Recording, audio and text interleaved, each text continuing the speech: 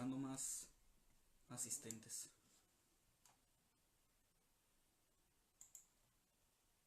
¿Ya lo compartiste? Espérame. Esperemos, ya hay un sintonizante.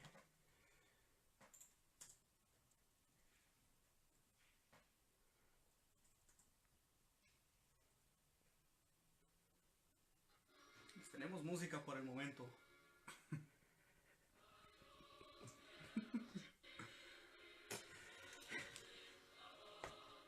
Ok. Lick Vargas ya publicó.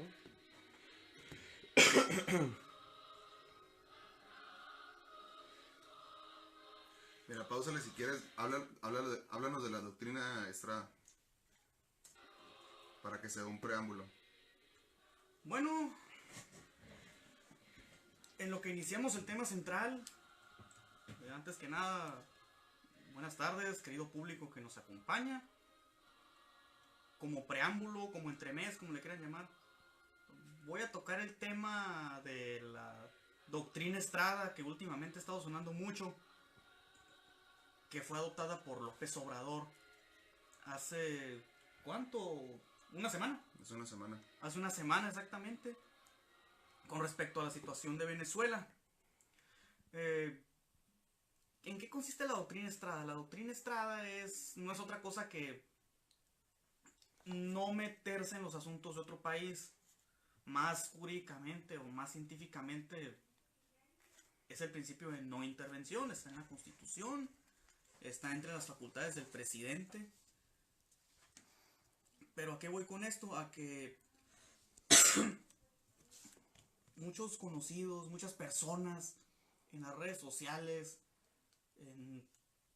en el centro de trabajo, en todos lados, se ponen a decir que Andrés Manuel es un socialista, o Andrés Manuel es un cobarde, Andrés Manuel es un comunista, o simplemente Andrés Manuel defiende al régimen de Venezuela, no se quiere meter ahí. ¿Por qué? Porque es de los suyos. No, claro que no. Andrés Manuel es un nacionalista burgués. Esto de la doctrina Estrada, este tipo de posiciones, ya han sido adoptadas anteriormente. Esta posición fue adoptada durante el gobierno de Adolfo López Mateos. Bien dicen que el que no conoce su historia está condenado a repetirla. En el año de 59, como todos sabemos, fue la Revolución Cubana. Fidel se hizo con el poder, bla, bla, bla. El presidente Adolfo López Mateos lo primero que hizo fue reconocer al nuevo gobierno revolucionario de Cuba. Él decía que eran gobiernos hermanos, Cuba y México eran pueblos hermanos también. En el año 60, entre 60 y 63, Estados Unidos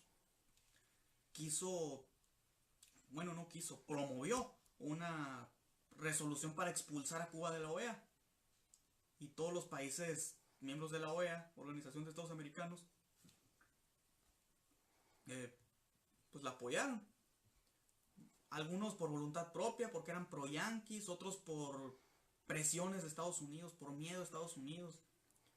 En ese entonces todavía no estaban las dictaduras, pero bueno. El único gobierno que dijo no a esa resolución fue el mexicano de Adolfo López Mateos. Eso es lo que se le conoce como la doctrina Estrada. Y esto fue retomado por López Obrador.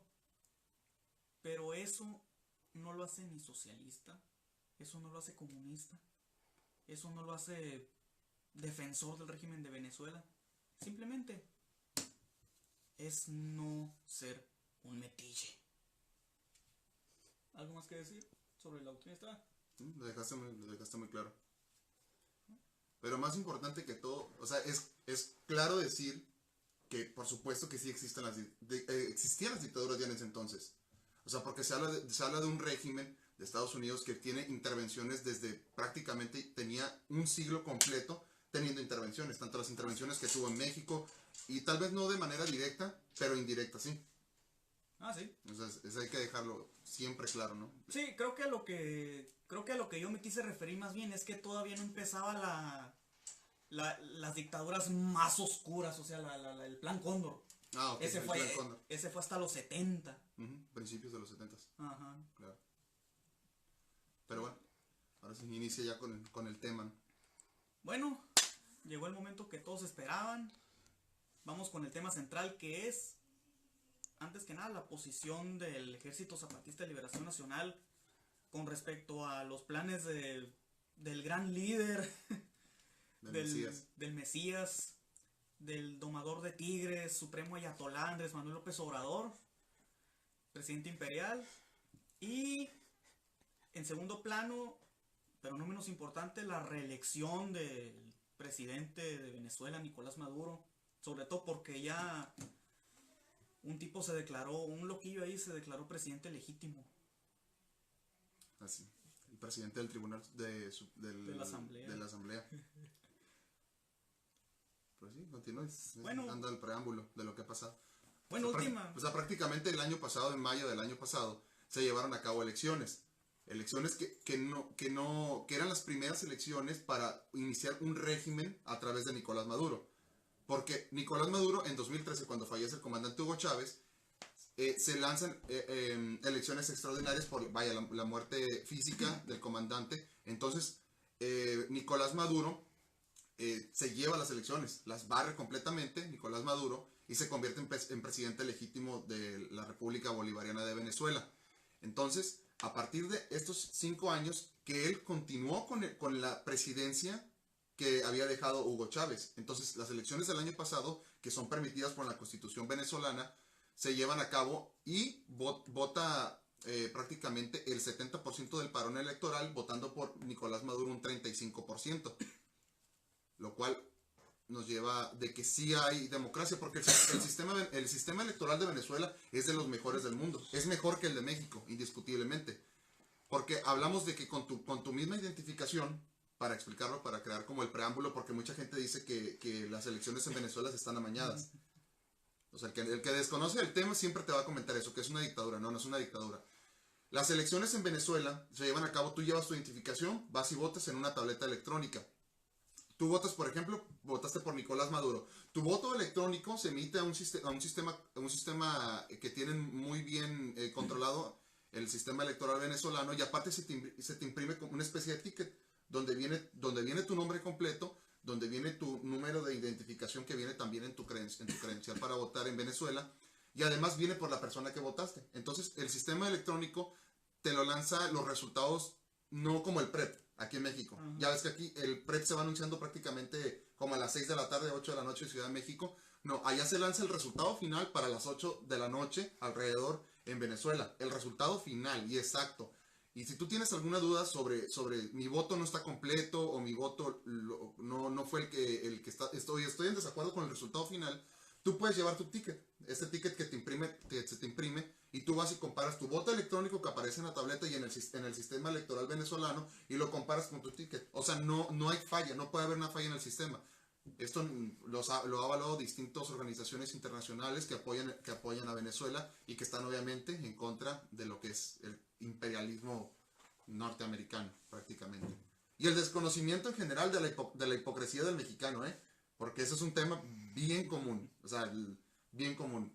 Se hacen acreedores de ser de izquierda, pero no pueden evaluar a los gobiernos que realmente son de izquierda y que son hermanos del pueblo mexicano, como es el pueblo venezolano, como el pueblo cubano, como la gran nación de Bolivia. Entonces, existen estas personas que ven, como dijiste tú, a López Obrador como un socialista, como un comunista, como un terrible cáncer en México, cuando ni siquiera lo es. Que sí adoptó la doctrina Estrada muy bien, el hecho de no firmar el Tratado de Lima, que no lo están firmando naciones ni secretarios de las naciones que conforman, no, simplemente son empresarios o personas que pertenecen a esas naciones que tienen un cierto renombre para poder firmarlo, aunque ya cambiaron de opinión, ya cambiaron de las 12 naciones, 9 ya rectificaron su postura ante el gobierno de Nicolás Maduro y la decisión que tomó el pueblo hermano de Venezuela. Eso es prácticamente como el preámbulo de lo que ha pasado. Sí, de hecho, por ejemplo, cuando fue lo de la doctrina Estrada con López Mateos también fue, digo, como ejemplo, como ejemplo de que esto es una repetición de aquel entonces. Sí, claro. López Mateos también fue tachado de comunista, solo que a don Adolfo se le ocurrió decir una vez: mi gobierno dentro de la Constitución es de extrema izquierda. No, los empresarios se le echaron encima y hubo marchas en todo Ciudad de México. La mayoría eran católicos y cristianos y protestantes, y con pancartas de Virgencita Chula de Guadalupe, líbranos del comunismo y bla bla bla.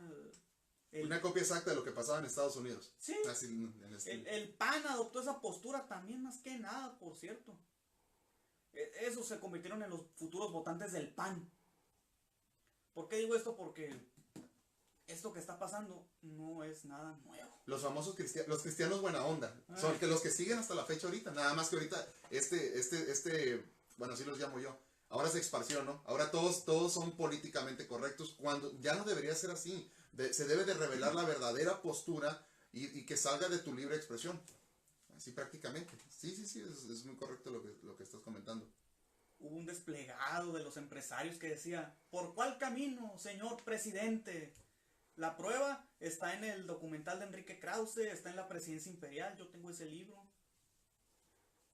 López Mateos tuvo que salir a decir: tranquilos, yo me refería, por extrema izquierda, yo me refería que iba a seguir la Constitución al pie de la letra. Uh-huh.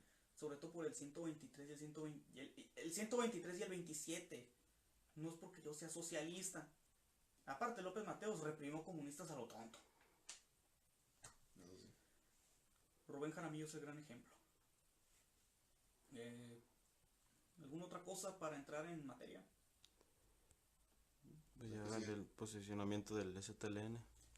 Bueno, desde que entró López Obrador, empezó a hablarse del Tren Maya, de la ruta Maya, de Yucatán, Chiapas, todos esos estados donde... El suroeste de México. Ajá, todo el suroeste de México. Y todo iba muy bien. Los seguidores de Morena estuvieron pues emocionados, algunos no tanto. Pero salieron unas personas que mucha gente ya pensaba que habían desaparecido del escenario político de México.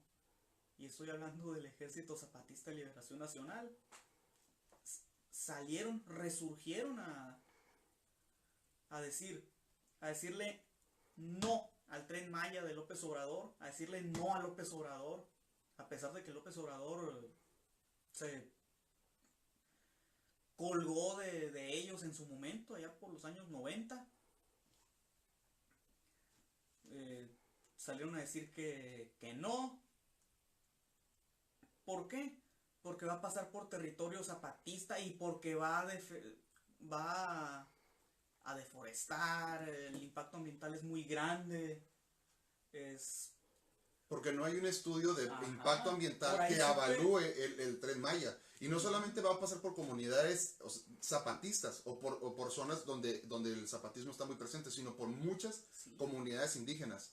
Ya pusieron que inclusive que el jaguar va a estar, que es una zona muy protegida. Ajá, yo supe por ahí que esa va a pasar por un área protegida. Ajá. Y yo no entiendo por qué Semarnat o por la secretaría que está encargada, Profepa, haya tomado cartas en el asunto. Porque nunca lo han hecho, prácticamente. Sí, aparte... ¿Dónde está el Partido Verde que tanto habla de eso? Aparte, pues no solo la instalación en sí del Tren Maya, sino la infraestructura que se va a generar alrededor de ello. Se van a crear hoteles, se van a crear empresas, se van a crear centros comerciales, y el impacto ambiental que va a generar en la selva de Chiapas, de Quintana Roo, pues se va a ver afectado, pues, y hay que ver si esa concesión que se les va a dar a las personas que quieran construir o que quieran hacer negocios ahí, se va a hacer conforme a la ley, respetando los derechos de los indígenas. Entonces, yo creo que si ellos quieren implementar este proyecto, pues principalmente tienen que tienen que considerar la opinión de los indígenas, de los líderes indígenas, no de los que ellos consideran líderes, ¿no? Ajá. De los verdaderos. Y uno de los líderes de los que defienden a los indígenas es el STLN. Entonces, no pueden arbitrariamente, aunque tenga todo el poder, Andrés Manuel no puede imponerse a los intereses de todos los indígenas, pues. Y aquí comenta María Cano Verduzco, ¿qué tal si trae igual de beneficios el proyecto? El proyecto. Es que el único beneficio que va a traer es para los empresarios. Para los monopolios, para los empresarios hoteleros. Es un negocio. Es como Constellation. Sí, aparte hay que analizar las dos partes, pues sí podría hacer, generar empleos, ¿no? Podría atraer el turismo, pero también hay un contrapeso muy importante, el cual es el medio ambiente. Es el medio ambiente, la selva que se va a derrumbar, el impacto ambiental que vas a generar en los ecosistemas de Chiapas, que es una zona muy rica, de las pocas zonas ricas que tenemos, en cuanto a ecosistemas. Entonces eso también se va a dañar. Entonces se tiene que analizar minuciosamente, no solo por irse por el dinero, por el desarrollo, o lo que ellos le llaman los capitalistas, los neoliberales, desarrollo. ¿Desarrollo para quién? Desarrollo para ellos mismos, para ellos, pues, generar dinero para ellos, pero no significa desarrollo para la gente indígena necesariamente. Esos puestos, esos hoteles, esos centros comerciales que se van a crear alrededor del Tren Maya, únicamente van a generar ganancias para ellos. Y para los indígenas, ¿qué van a generar? Van a ser empleados únicamente. Sí, les van a dar empleo y todo, pero al final de cuentas quien va a mandar, mal pagados, y al final de cuentas quien va a mandar en ese territorio van a ser los empresarios. Entonces ahí ya van a perder un poco de esa autonomía, de la poca autonomía que tienen ya los indígenas, ¿no? Y es como muy del capitalismo del siglo XXI, ¿no? Es como la nueva moda, ¿no? Hay que destruir todo el ecosistema, todo lo que venga a su paso. Ajá. Hay que demolerlo para nosotros generar más dinero, para meterse más dinero a los bolsillos. Y se tiene que respetar principalmente la autonomía de estos pueblos indígenas, porque sí hay autonomía en ellos. Oye, otro tema que quería tocar dentro de lo mismo, que el famoso que el Submarcos y el STLN es creación del PRI. Que son creación salinistas. Que son salinistas, ¿no? No es absurdo. ¿No? Estuvo bueno ese chiste. Ridículo. Es ridículo. Pero ¿cómo puede ser que...? Una acusación sin sustento, sin... Ajá. ¿Por qué? Porque ahora veo panistas del lado del subcomandante Marcos. Por favor. El periodismo fifí. Toda esa gente fifí ahora del lado del subcomandante Marcos. Lo que es la necesidad de tirarle a López Obrador. Pero es parte del fenómeno, ¿no? De López Obrador. O sea, vamos a romper nuestra propia ideología con tal de estar en contra de López Obrador. Porque sí, ahora la gente que es muy de derecha, de ultraderecha inclusive, ahora sí apoyan al Submarcos, o apoyan el movimiento del STLN que fue en el 94, y de lo que se vino formando desde el 83 prácticamente. Pero ahora sí lo vienen apoyando, y vamos a romper esta misma ideología. Pero es parte del ser buena onda y de ser de derecha, y de todo este concepto de ser un ridículo prácticamente, y de romper tus propias ideologías para estar siempre como en la cuna de mantenernos ahí. Sí, o sea, ¿cómo es posible que...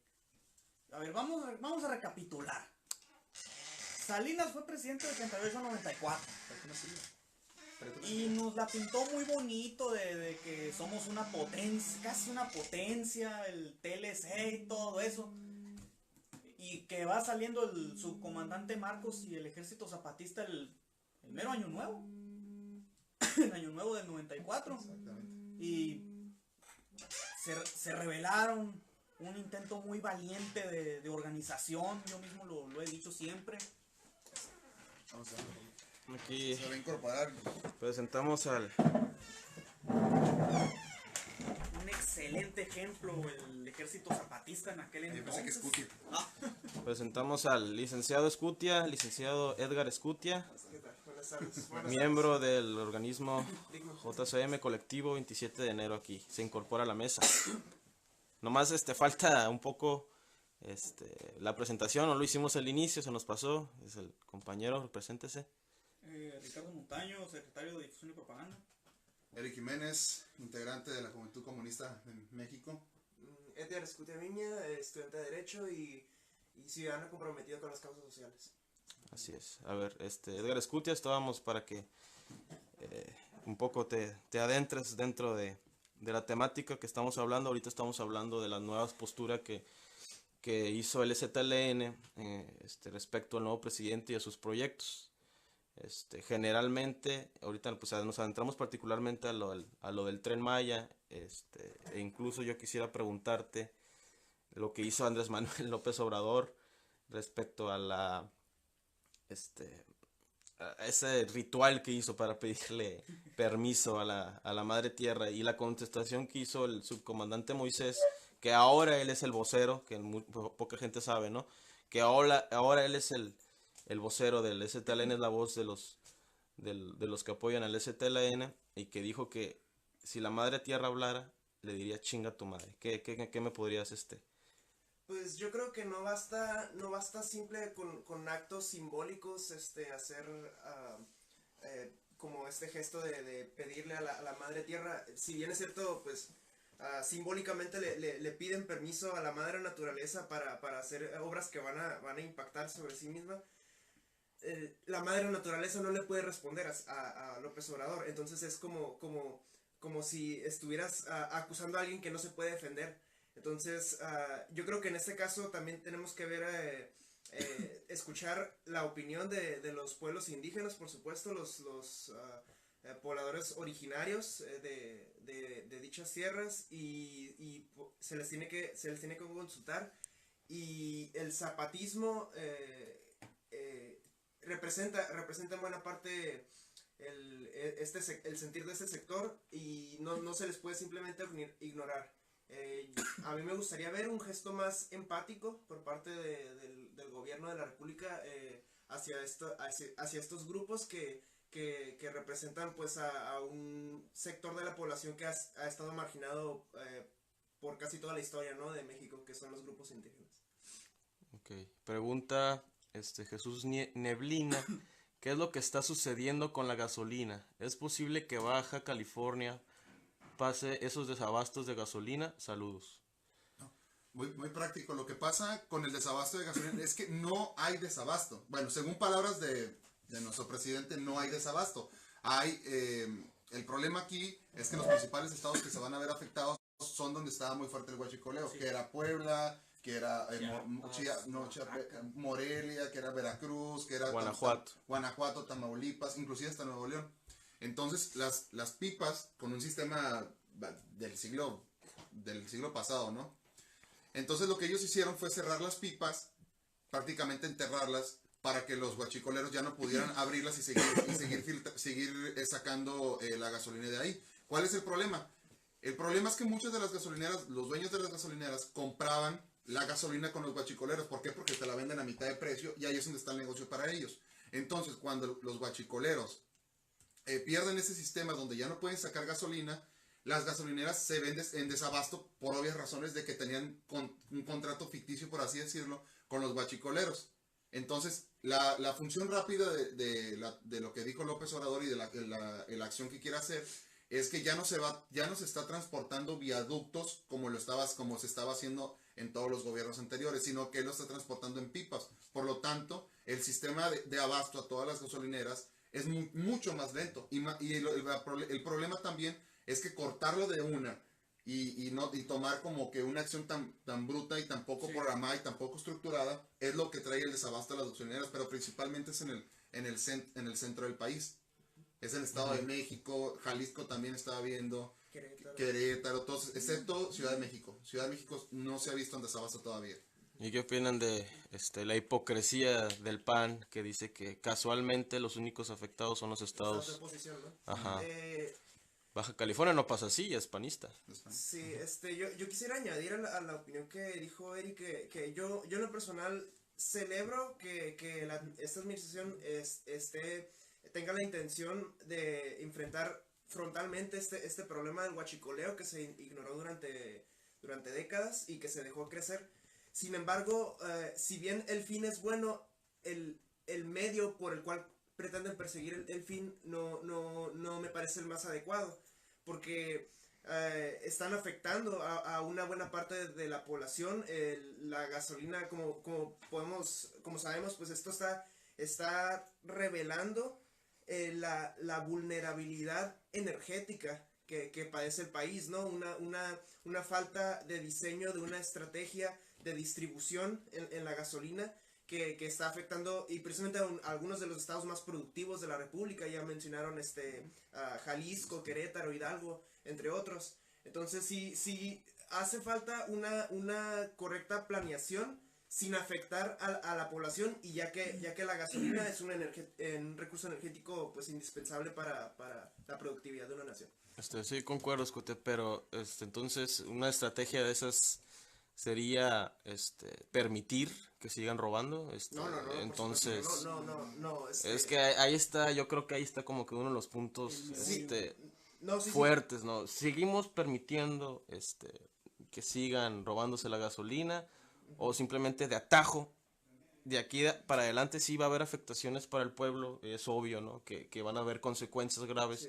Pero yo creo que de los pocos puntos que estoy de acuerdo ya con el presidente, o de los muchos, como sea, es eso, ¿no? Pues sí va a afectar a la economía, a la economía de esos estados, y que es cierto, dices que Jalisco es uno de los estados que producen más para nuestra nación, ¿no? Pero yo creo que es un mensaje que ya se tenía que dar, ¿no? O sea, ya tenía que parar esto. Entonces hay que ver, se tienen que apurar para encontrar una solución para eso. Pues concuerdo contigo, que la estrategia tal vez fue demasiado radical, fue demasiado tajante, y no pensaron en estas consecuencias que van a afectar a la economía, que van a provocar tal vez desabastos, ¿no? De consumo, de artículos personales que tiene que comprar, de alimentos, etcétera, ¿no?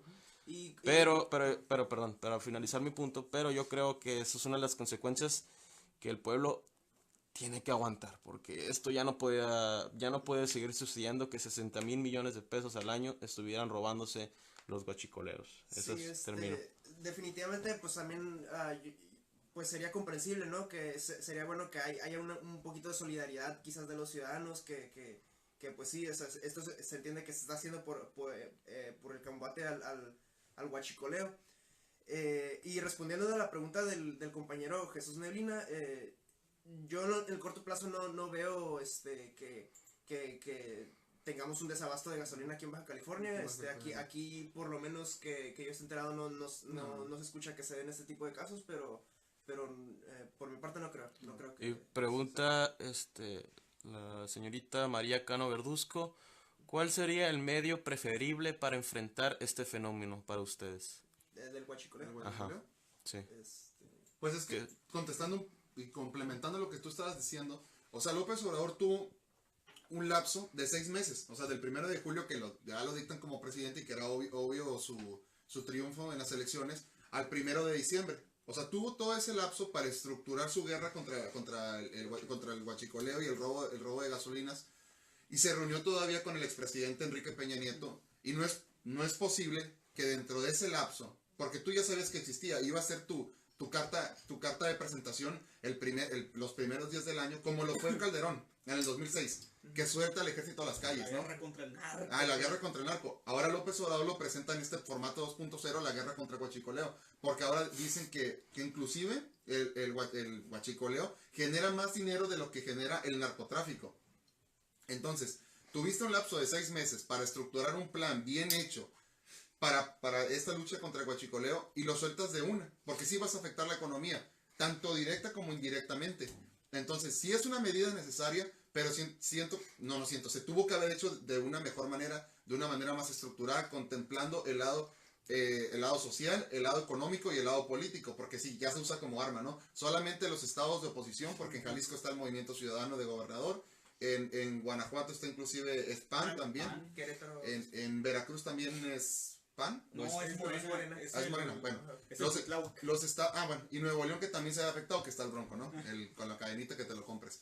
Entonces, se ve, te tuvo que haber contemplado todo esto. Luego tuvo un mes, desde el 1 de diciembre, que hace su toma de protesta como presidente constitucional, hasta el 1 de enero, para todavía mejorar más el plan contra la guerra contra el huachicoleo, y no lo hizo. O sea, viene a dar explicaciones cuando ya se soltó el plan, Ahora viene a dar explicaciones. Y ya tiene que dar una gira de disculpas y una gira de aguantemos todos estos golpes, cuando eso se pudo haber prevenido, prácticamente. Porque ya estaba tomando decisiones cuando era presidente electo. Porque sí hizo consulta nacional. Ajá. Hizo consulta nacional tanto para lo del Tren Maya, como para lo del aeropuerto, como el nuevo aeropuerto internacional. O sea, para eso ya estaba tomando acciones y no pudo tomar acciones para la guerra contra el huachicoleo.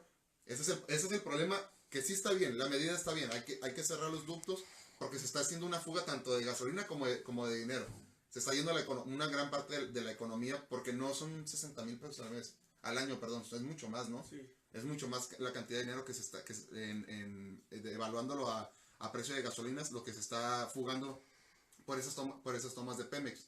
Entonces, yo creo que debía haber un trabajo más constante, tanto con los sindicatos, con el sindicato, Sí. tanto con el gobierno anterior como con el gobierno actual y los gobiernos de los estados, que no por ser de oposición vas a evaluar el huachicoleo, que es lo que están haciendo muchos panistas. Y también mencionar Sí. que la depuración de los funcionarios de Pemex, ¿no? Porque detuvieron a varios funcionarios que Sí. resultaron que estaban ligados con estos... con esas redes, ¿no? Ajá. De huachicoleo. Entonces, Hasta Romero Deschamps ya fue y se amparó. Ah, sí. Bueno, solicitó el amparo, no le han dado la suspensión. Sí, pues el miedo no anda en burro, pues. Contra cualquier acto de autoridad, porque, porque ya va a haber por si hay alguna investigación contra él. Y como él es el líder del sindicato de Pemex, pues el miedo no anda en burro, ya dijo aquí mi amigo. Bueno, compañeros, pregunta Jesús Neblina. El problema con los guachicoleros es el punto más importante para el presidente en estos momentos. es una prioridad, diría Es una yo. prioridad. No sabría decir si el más importante, pero Sí. definitivamente es una prioridad porque de hecho, ya ven las conferencias matutinas que dan. En la última semana ha sido casi de a diario, todos los días se Diferente. ha estado hablando de eso. Entonces, definitivamente es un tema que ahorita está en la agenda pública muy fuerte. Es que desde un punto político es importante tocar el tema del huachicoleo, porque todos los periódicos lo abarcan a López Obrador con su guerra, tanto porque un 80% según una encuesta de Imagen Televisión, un 80% de los mexicanos apoya la guerra contra el huachicoleo y las medidas que ha tomado López Obrador. Entonces, desde un punto de vista político, sí es importante, desde un punto de vista social también es importante, y desde un punto de vista económico, que son como los tres factores que se tienen que analizar en gobierno, o sea, los tres está dando como el clavo. Sí es importante. Sí, yo siempre lo he dicho, López Obrador es un político de masas. Sí. Le gusta estar que se haga bola en torno a él. Es de esos populistas tipo Juan Domingo Perón, Getulio Vargas, todo eso. Aunque se quiere parecer quiere como hacer una mala imitación de Lula. De Lula. Ajá. A ver si no termina en la cárcel como Lula. Sí, Ya. solo que Lula ya lo han querido soltar una o dos veces, pero siempre No se puede. terminan. Siempre un juez superior o otro juez termina diciéndole al otro juez que no lo suelten. Y menos ahorita que está Bolsonaro. Bolsonaro, sí. Pero bueno, para Retomar. retomar el tema y contestar la pregunta que hacen, sí es prioridad. Es prioridad. No es el tema principal y lo único por lo que se esté guiando López Obrador, pero sí es una prioridad ahorita. Es su carta de presentación ante la sociedad, ante el pueblo de México, la guerra contra el huachicoleo. Como estaba haciendo énfasis, es como lo de Calderón en el 2006. Sí. Bueno, ya 2007, ¿no? Que es su guerra contra el narcotráfico. Es la guerra contra el huachicoleo. Sí, pregunta otra vez Jesús Neblina, o más bien solicita una opinión. ¿Qué opinan de la seguridad y la salud del país? Así como el plan de austeridad para las dependencias federales, muchas familias se están quedando sin trabajo. Bueno, primero, vamos quiero que respondan primero sobre la seguridad.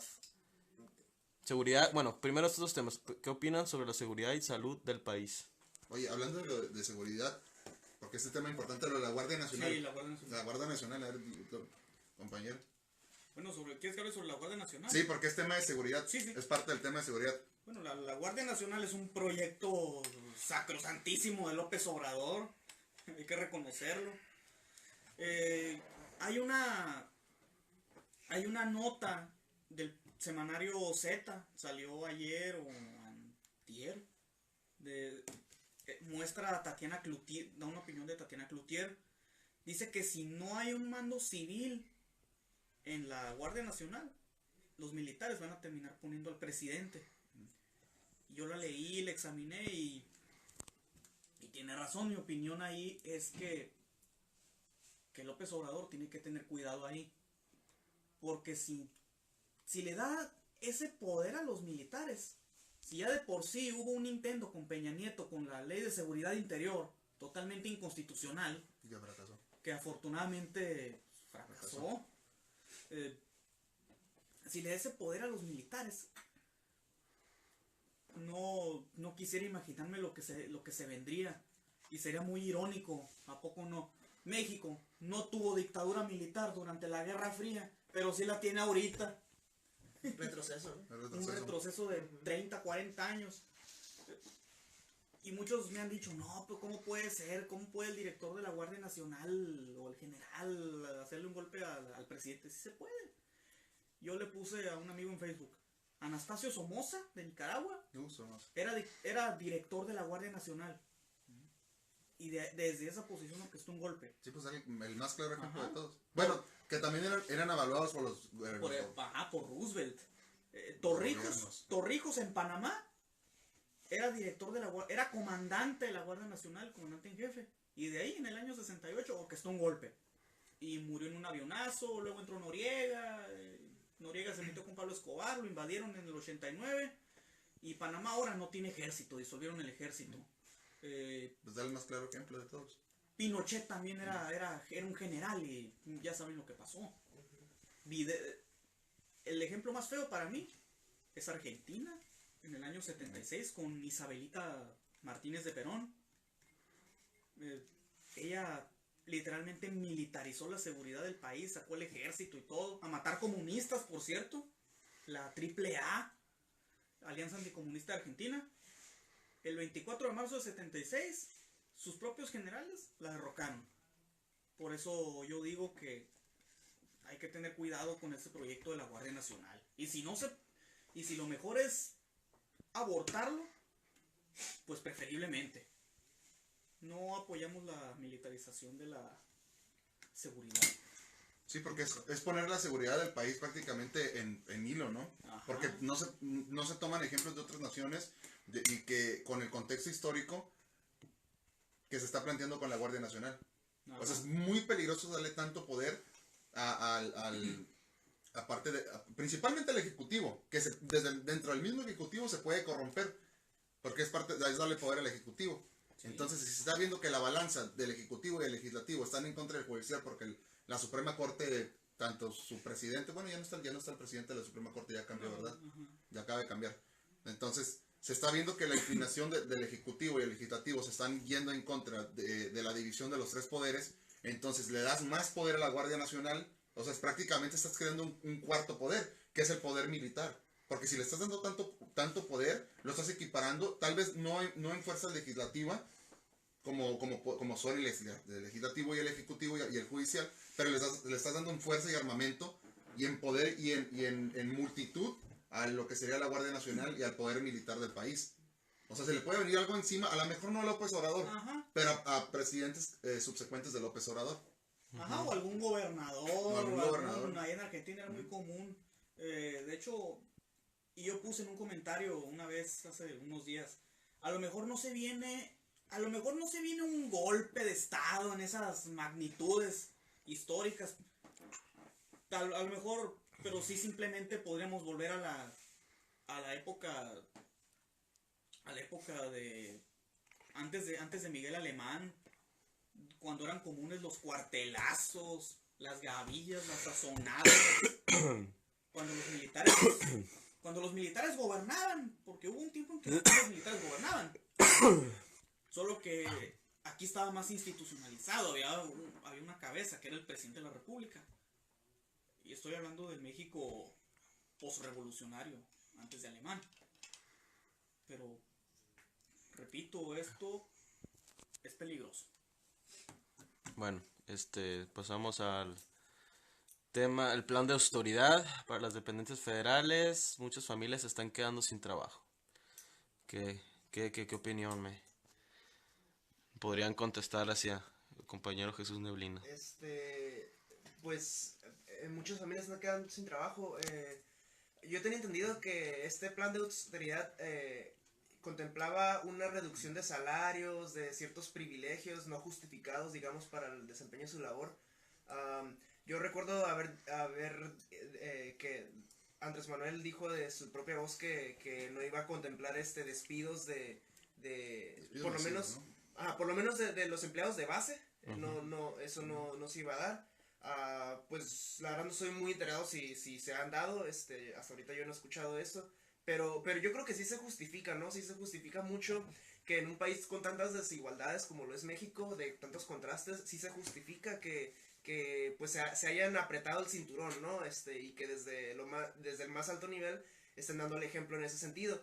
Eh, si bien es un gesto simbólico también, pero que sí se ha traducido pues en acciones concretas, ¿no? Lamentablemente la Suprema Corte pues declaró inconstitucional la ley de remuneraciones y pues ya no se está aplicando ahora, de jure, ¿no?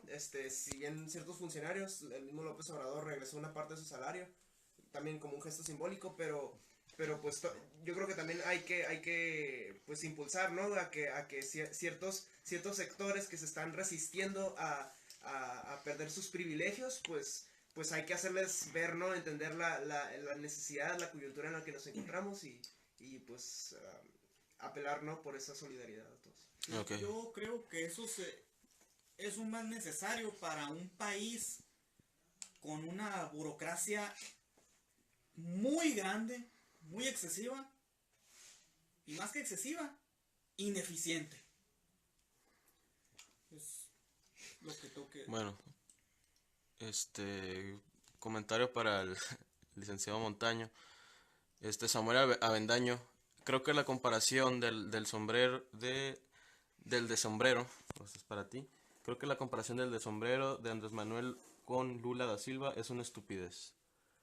Bueno, no, mira, no digo que sea, entiendo tu postura. No digo que sea como Lula, no lo comparo con Lula. Lo que quiero decir es que López Obrador Quiere parecerse. quiere parecerse a Lula. A lo mejor no lo ha dicho, no ha dicho que se quiere parecer a Lula. Yo me baso en Lula. Pero hay notas del año 2006, 2012 donde decían López Obrador, un Lula a la mexicana. Lula estaba en el poder de Brasil, Ajá, era el presidente del Brasil en Lula ese era entonces. presidente. Y Lula, no te voy a decir que no, Lula hizo un muy buen papel en Brasil. Queramos o no. Pero, no, López Obrador no se parece en nada a Lula. Sí, te entiendo. Entiendo la confusión. Ok. Bueno, yo creo que ya nos super desviamos del tema. Que eran las directrices eran dos, los temas eran dos, la reelección de Maduro y el STLN.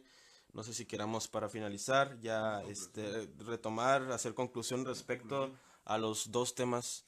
Yo únicamente quisiera decir algo, nomás una conclusión, que a mí me parece congruente, correcta la postura del STLN del desprecio, el desacuerdo con los proyectos, con el nuevo gobierno, porque pues en sus postulados el STLN se rigen por las ideologías marxistas, leninistas. Entonces bajo esa y bajo la también para tutelar los derechos de los indígenas y que en general de todos los trabajadores y campesinos de México, ¿no? Yo creo que es totalmente congruente esta postura de no estar, no todos tenemos que estar de acuerdo con el gobierno de Andrés Manuel López Obrador. Si Andrés Manuel López Obrador está apoyando el sistema capitalista o el sistema en cierto sentido está apoyando, igual como cualquier presidente lo ha hecho, pues. Como todos, está apoyando al generar más empleos mediante la inversión extranjera y cosas así. Entonces a mí me parece totalmente congruente el postulado, las declaraciones que hizo el subcomandante Moisés en cuanto al desprecio o el rechazo ante la nueva administración de Andrés Manuel López Obrador, porque al final de cuentas ellos por lo que luchan es un cambio de sistema. Entonces a mí se me hace totalmente pues bajo o tal vez sea por la desinformación de la gente, que necesariamente todos tenemos que estar de acuerdo con el plan de Andrés Manuel López Obrador, cuando no es cierto. El ZLN siempre ha luchado por un cambio de sistema, pues siempre ha luchado eso. Entonces, por la llegada de Andrés Manuel López Obrador es totalmente un hecho que no se va a cambiar el sistema. Es el mismo sistema. Lo único que él quiere hacer es como que apaciguar, tratar de que funcione este sistema neoliberal y capitalista, concediendo un poco de más de derechos a los trabajadores, tratando de implementar políticas en contra de la desigualdad. Pero al final de cuentas no se está atacando el problema de raíz, pues que es el sistema, se tiene que cambiar el sistema, tenemos que estar incluidos todos, indígenas, obreros, campesinos, obreros, trabajadores de la ciudad, trabajadores del campo.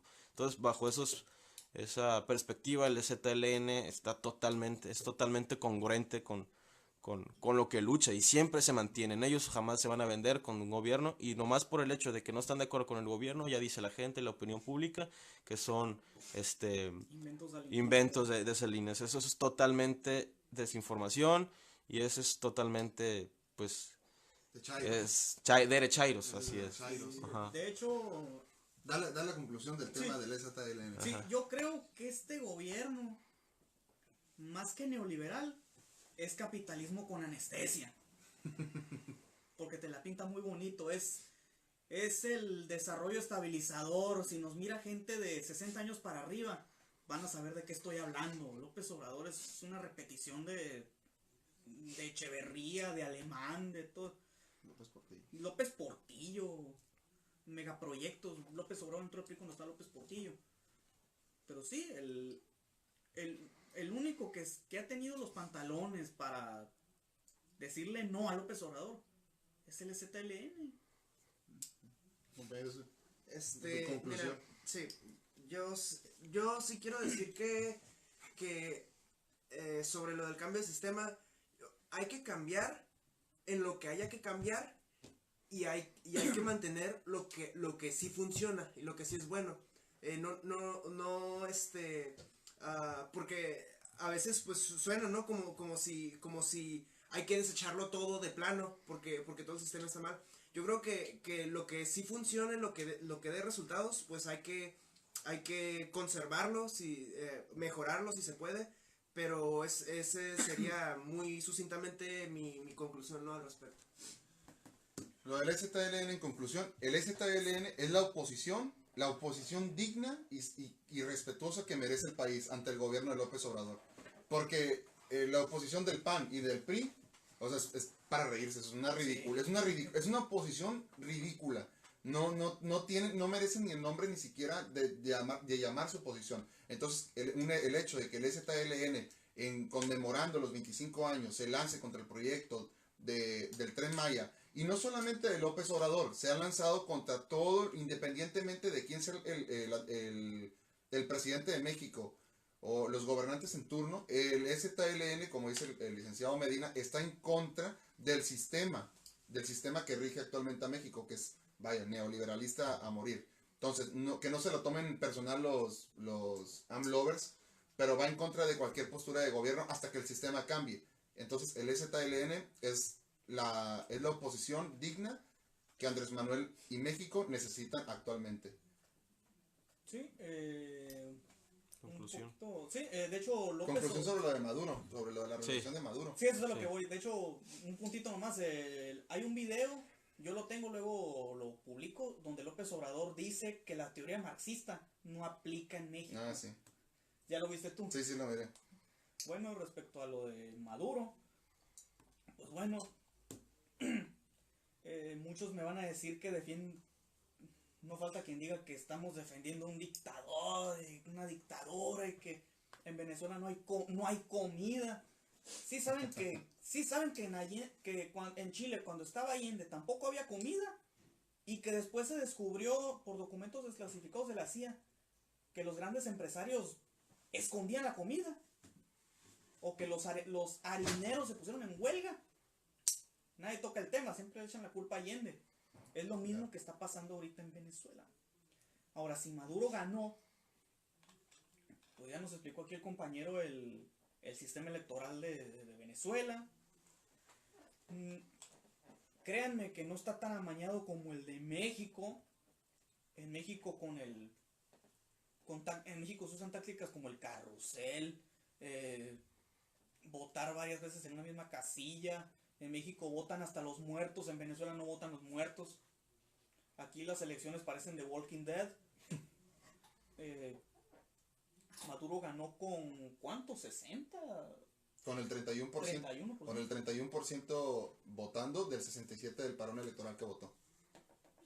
Sí, alguna cifra aceptable. Y por lo que veo la elección estuvo competida. No fue como en México en la época del presidente imperial, cuando el presidente ganaba con 80, 70. O cuando había, llegando al colmo en el 76, cuando López Portillo fue candidato único y ganó con el 99. Una elección totalmente amañada. Pero volviendo a Venezuela, yo apelo a la autodeterminación de cada pueblo. Y yo creo que hay que dejar que el pueblo venezolano decida quién los va a gobernar. Y ellos decidieron a Maduro y Maduro se queda. Maduro no es un comunista. El régimen venezolano es nacionalista de izquierda, y el socialismo del siglo XXI, que no viene del marxismo-leninismo. Es algo totalmente latinoamericano. Algo...